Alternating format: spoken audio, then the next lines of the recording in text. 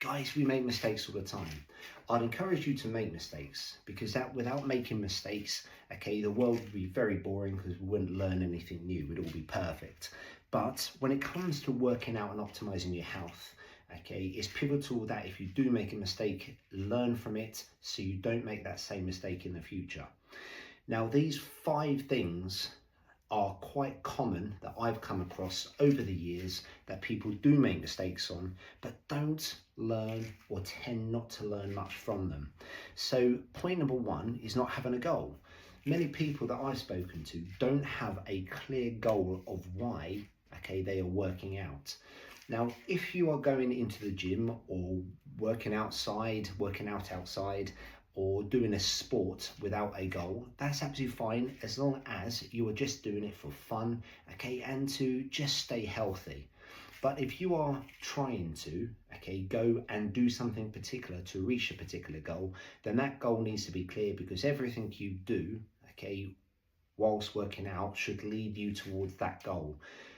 Examples, I've been into the gym and I've asked people why they're doing a particular exercise, and they have no idea why they're doing it. They're just doing it because it's a chest exercise or it's a leg exercise. But those people, some of those people actually do even have a goal, but that exercise isn't going to help them towards it. If anything, I'd argue to say that some of those examples, it would jeopardize them reaching their goal. Okay, quite harmful. So guys, have a clear goal, okay, and everything that you are doing, okay, in the gym, or like I say, working outside or towards your sport, you should be, okay, doing those things because it's getting you closer to achieving that goal. Number 2 is making the most out of warming up, okay, stretching. Warming up is very important. Okay, people, I know there's a lot of science that have come out saying, well, warming up doesn't actually prevent injuries. My experience, it has certainly helped me stay injury free most of the time. If I have been injured, ironically, it hasn't even been in the gym. Okay, it's been outside of the gym that's harmed my gym because of the injury. But warming up has helped me stay relatively injury free, okay, throughout my entire gym career. Okay, now, warming up does many things. Not only is it lubricating your joints, okay, we have synovial fluid in the joints, okay, and when you're warming up, that synovial fluid, okay, works around the joint and warms them up and primes them ready, okay, for the first exercise. Now, when we're warming up, we're not just talking about stretching, we're not just talking about going on a bike for 5 minutes, because once you've warmed up the body, okay, stretched out your muscles, you need to now start warming up in that first exercise. So if the first exercise is something like squats, then obviously start very light squats, maybe just body weight squats, then put the bar on your back, squat down, making sure, okay, your body's getting familiar with its first exercise, progressively increasing the weights to get to the weight you're trying to lift, okay, in your sets, and away you go. Okay, this is really important, and I don't think too many people pay attention to this, and certainly as you get older, I've felt warming up has been more beneficial, and I would argue to say that it is a common mistake that people don't seem to grasp and correct themselves and helping them, okay, staying injury free. Number 3 is neglecting cardio. Now, I'm saying neglecting cardio because I'm a weightlifter, okay? I've always lifted weights, and I too have neglected cardio. If you are, okay, big on aerobic exercise and cardio exercises, then I'd argue to say that neglecting the weights would be your mistake.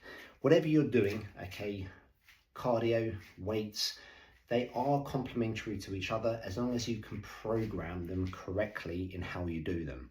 I'd argue to say that a lot of people who are weightlifting say that cardio kills gains. Then it's not the cardio that kills gains, it's that you don't know how to program it in, okay, to your workouts correctly, okay, so it benefits your weightlifting. Okay, cardio is so beneficial, not just for the gym, but outside of the gym as well. Okay, how you move around each day, your breathing, your lung capacity, okay, your heart rate is so beneficial that it should be part of your routine, no matter what you are doing away from cardio. Okay, number 4 is don't neglect overtraining, okay, and rest.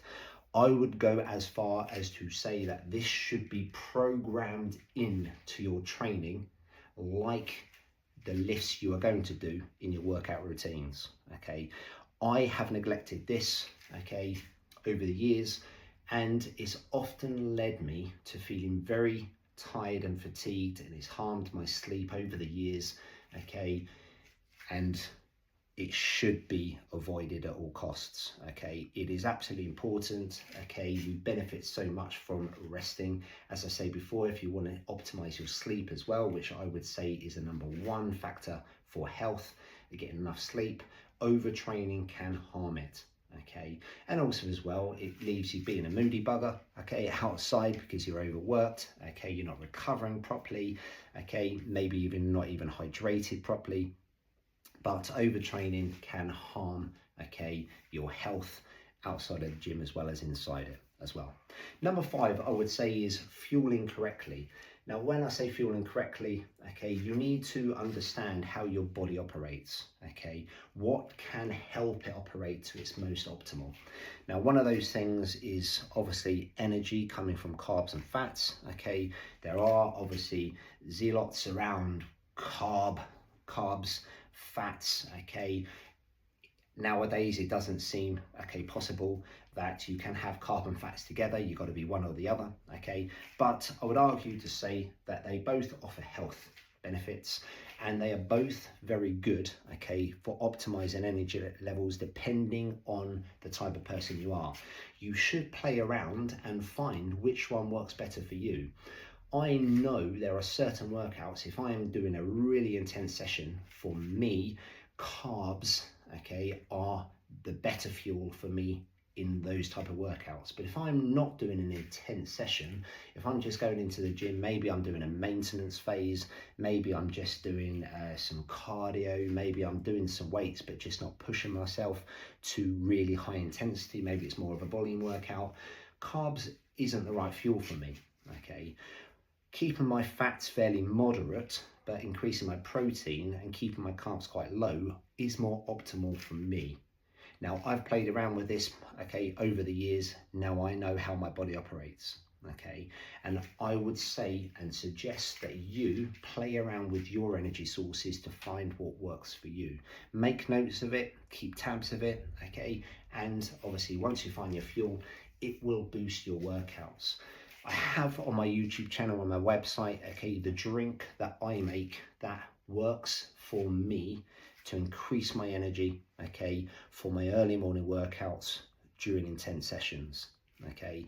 I'm not saying it's going to be right for everybody. It may not be right for you, but you can obviously use it if you want to and see how you feel, okay. So guys, those are my 5, okay, mistakes to avoid, okay, or at least if you make them, correct them and learn from them so you can get more out of your workouts. Guys, hope you enjoy it. Take care, all the best.